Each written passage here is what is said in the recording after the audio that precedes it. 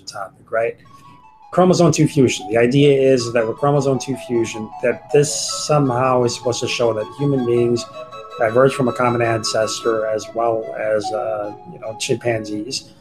The problem here is that if we can just grant them everything that they're saying. We can say, okay, you're right.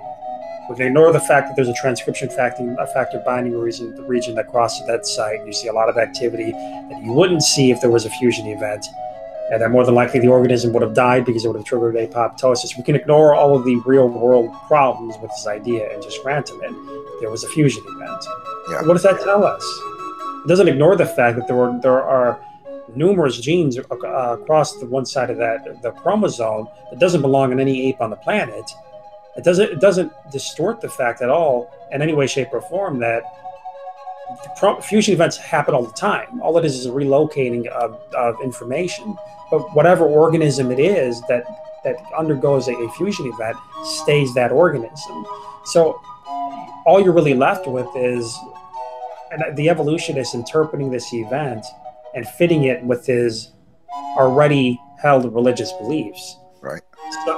So whatever, the point being is that whatever we can grant them for the sake of argument, it doesn't lead us to the conclusion that therefore we all diverge from a common ancestor.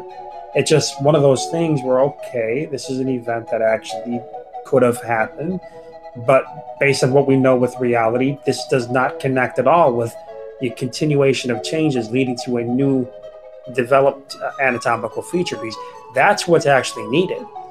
And they tend to do that a lot. I mean, you got this idea with speciation events or ring species, where they like to define macroevolution as a change at or above the species level. But you notice one thing is that when they're using this labeling game, this definitional game of macroevolution, a change at or above the species level, they can never show us any of anything that we're looking for, right? A change that can occur at or above the genus level, like genus, domains, kingdoms, so something like that, something where you see major differences that would need to occur.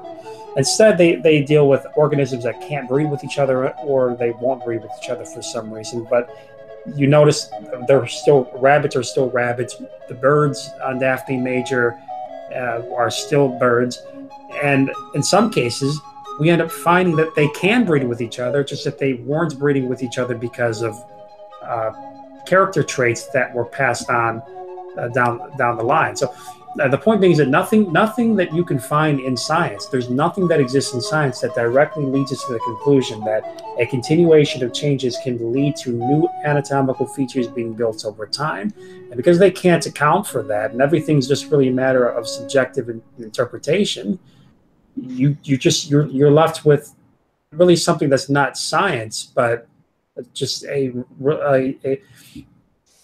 religious view that has a scientific swagger to it.